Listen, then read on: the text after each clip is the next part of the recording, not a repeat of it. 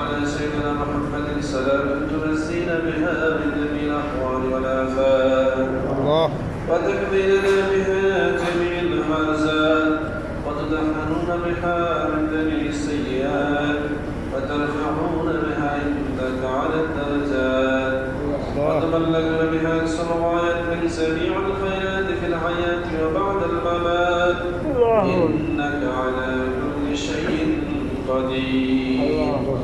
ربنا تقبل منا إنك أنت السميع العليم وعلينا يا مولانا إنك أنت التواب الرحيم. ربنا اغفر لي ولوالدي وللمؤمنين يوم يقوم الحساب. ربنا هب لنا من أزواجنا وذريتنا قرة أعين واجعلنا للمتقين إماما. رب ارحمهما كما ربياني صغيرا. رب ارحمهما كما ربياني صغيرا. نصر من الله فتح كريم حسبنا الله ونعم الوكيل نعم المولى ونعم النصير. فاستجبنا له ونجيناه من الغم وكذلك ننجي المؤمنين.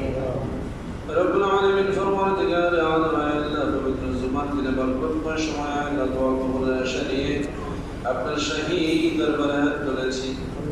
দয়া করে রহম করে আমাদের সকলের হাতগুলো কবুল মঞ্জুর করে নেন। রব্বুল আলামিন الله يا خبير يا خبير يا خبير اللهم صل على الله اللهم صل اللهم جنة الرسل الله رب العالمين الزمين أبدنا الله شدة وأبدل رب العالمين أبدل الشهيد رب الله رب العالمين আমাদের গোলামির বিনিময়ে আমাদের ইজ্জত আমাদের সম্মান আমাদের ঈমান কে হেফাজত করেন। আমিন। রব্বুল আলামিন গোটা পৃথিবীর মুসলমানদেরকে আপনি ঐক্যবদ্ধ করে আপনার ক্ষমতার মদত দিয়ে মাওলা বিজয়ী হিসেবে প্রতিষ্ঠিত করে দেন।